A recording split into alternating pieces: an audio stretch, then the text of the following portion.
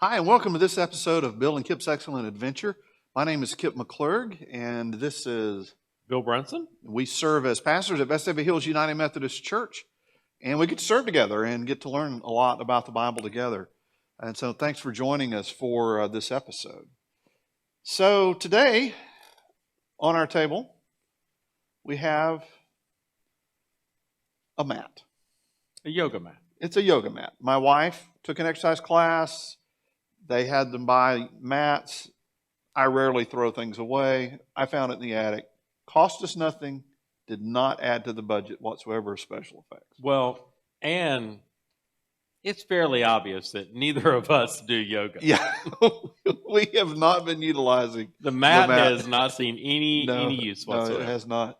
But the story that we're going to talk about is a man who did utilize a mat. Yes. Probably more as we would have by laying on it rather than really exercising on it. So it's John chapter 5, and story of a man who is been laying next to the pool of Bethesda for years. In fact, I think, if my memory serves correctly, like 38 years. Right.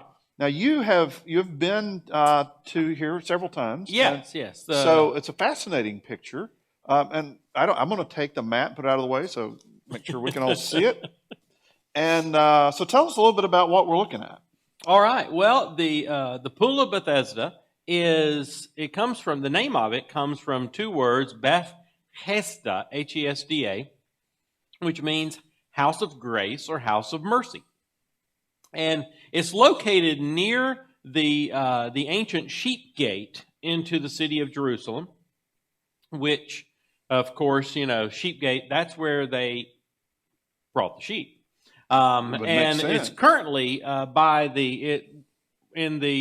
they've closed off gates and open gates. You now get to it by entering through the Lion's Gate that you're looking at when you look down from the Mount of Olives on the side of the old wall of the city. You'll see the Lion's Gate. So did they bring the lions through there?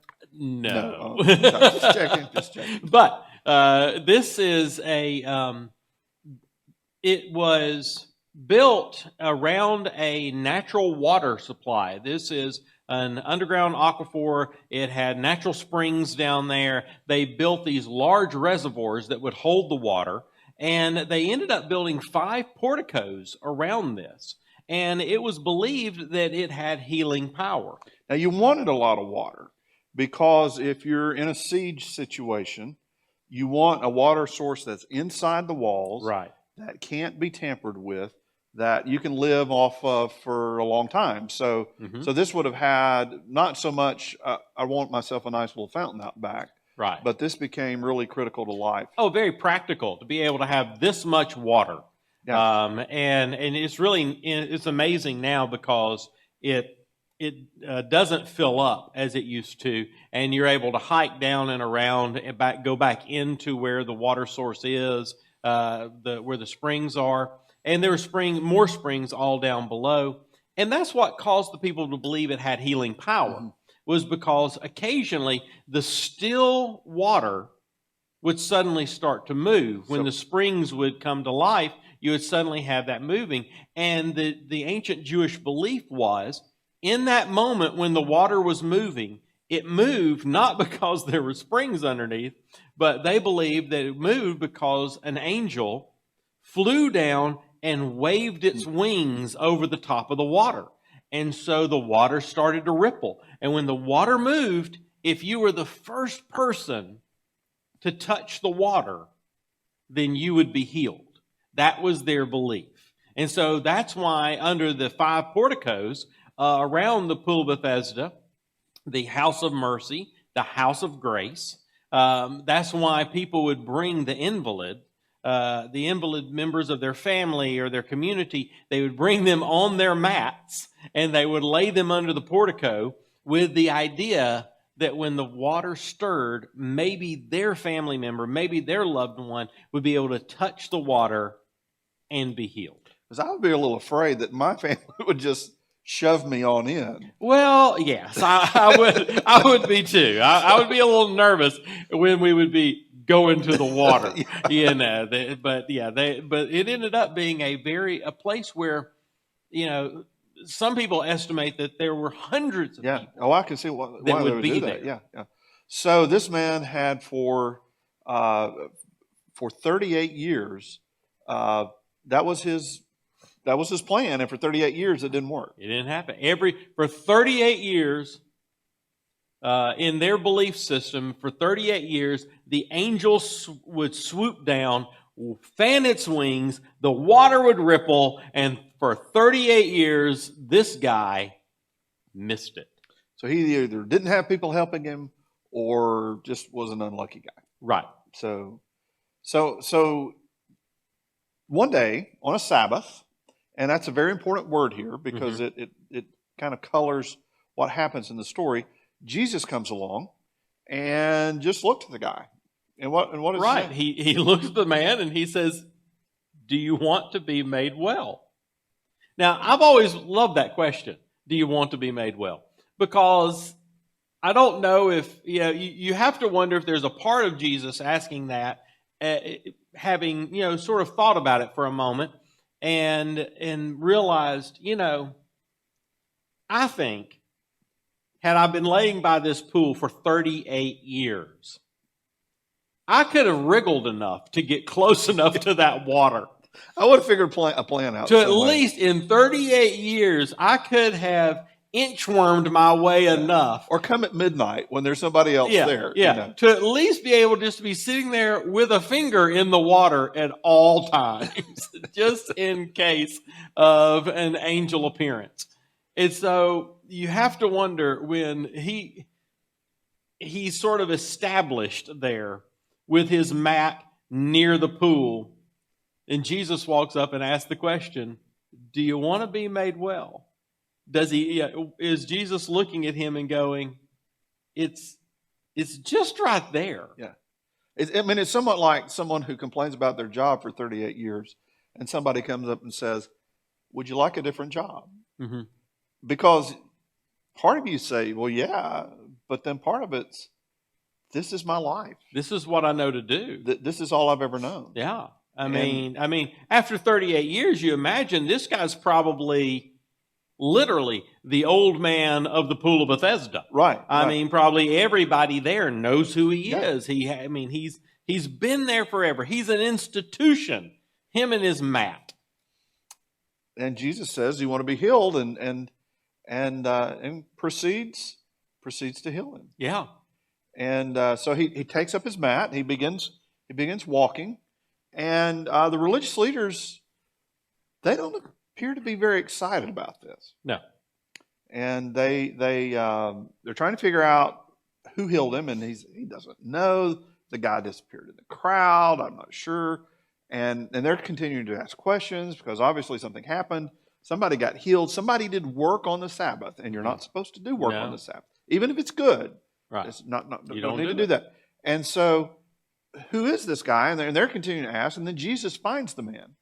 And it's interesting. He looks at him and he says, go and be healed, but don't sin, or something worse can come back on you. And there's always this sort of connection between spirituality and health and that kind of thing. And different parts of Scripture say different things, but there's always a sense that spiritual healing and physical healing with Jesus kind of went together. Right. And so there's a connection. There's a connection with that. And so he heals him. And it kind of reminds him of that. And so the religious leaders, they keep asking questions, and they finally figure out that it's Jesus. And they want to know, by what authority are you doing this? And get in this long, long conversation. So how is it that Jesus, eventually Jesus kind of finds a way to prove his authority? They're questioning the authority of Jesus. And so how is it that Jesus finally kind of comes back around? Yeah, he takes it back to Scripture, and it's interesting because they want a witness, they want somebody that can prove that Jesus has the authority to do these things, and Jesus basically says, if you want to know who my witness is, you want to know who gives me this authority, well, I got a good one. I got a really good one. It's God. My Father. My Father is the one who gives me the authority to do And this. He's given me a really good testimony. Yes. And that does not seem to go over very well. That doesn't go over well at all with these Yes. people. You know, when you start, well, first off, anyone claiming that God is their Father, they deem it offensive and heretical. And he's doing this to justify the fact he's worked on the Sabbath, which is violating the law, Which is heretical. Which is heretical. I mean, and so Jesus, the way he argues it is it's amazing, because he argues it in such a way that they can't catch him on any one particular thing.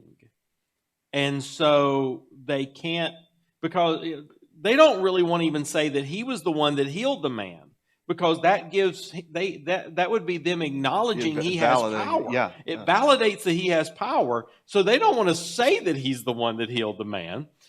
And so they can't really get him on the fully working on the Sabbath thing. And they definitely don't want to get into this with him about where he's claiming to be the Son of God, and that God's going to give testimony to him. And then he starts talking about Moses. Then which when you're talking to religious leaders in the Jewish faith in this period of time, and you bring Moses in. Right. You've taken the argument to a whole other level. And Jesus brings Moses in not in a way that they like. He says, basically, if Moses were here, in reality, you're arguing against Moses. And Moses would be taking the opposite side with you. So, you can do that if you want to quote Moses, but no, he wouldn't be with you. Yeah, you can quote Moses all you want, but Moses would be on my side. Moses would like me better. It would be the argument Jesus is making to support himself in this moment.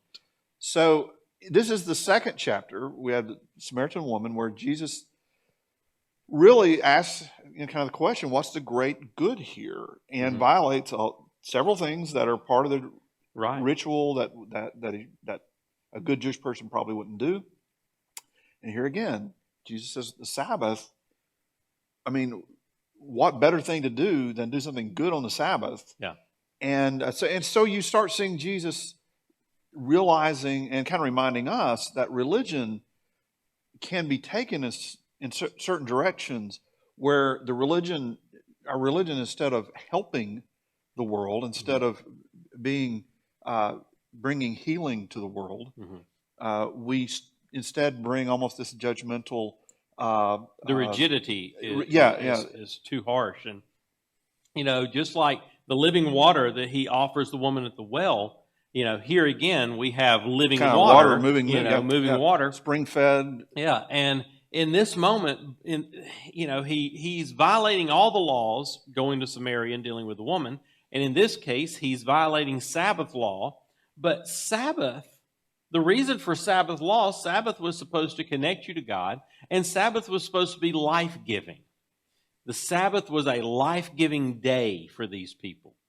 And what he does on the Sabbath is he gives back life to a man who has been laying on a mat next to a pool for 38 years without the ability to get in and to get healed. And now he gives him life, so that whatever the rest of his life may look like, which we don't know how much longer he had, but it could actually be a quality of life, or at least a life lived with his family, lived in community, rather than living it laying underneath a portico at a pool with all the other invalids. Well, and it's an interesting thing also for that man, because in his mind, the only way he would ever be made whole, he had a plan.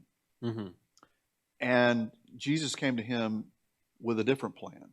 Yeah. And I think one of the most difficult things spiritually for us is we often have in our mind how God's going to work things out. Right. And then suddenly God comes from a totally different direction. And that's a moment of faith where you go, well, it's not the plan that I was thinking of, but maybe God's at work. Yeah. Because sometimes we go to God even in prayer and we ask God to help us with something, and then it's like we hold both halves of the conversation. Right, yeah. In that we want you to help us with this, and it'd be great if you'd help us in this way. Right. Here's the plan. Here's a point Just sign off right here. A through G, and here's all the things we need you to do in this order, in this order, and this is what we're going to be looking for. And instead of doing point A, God does point 7. Orange. So, and we're like, and we don't recognize what God is doing because we're still stuck on waiting on A. And what I do like about the man is when Jesus says, "Do you want to be made well?" He doesn't say, "Sure, if you'll sit here with me, Yep, just push me and in. you'll sit here with me and watch the water for me, then you can help get me down in there when the time comes." He actually understands that Jesus is offering him a whole nother way, and he's willing to follow that other way. I think that's a lesson we probably all need to learn. I think so.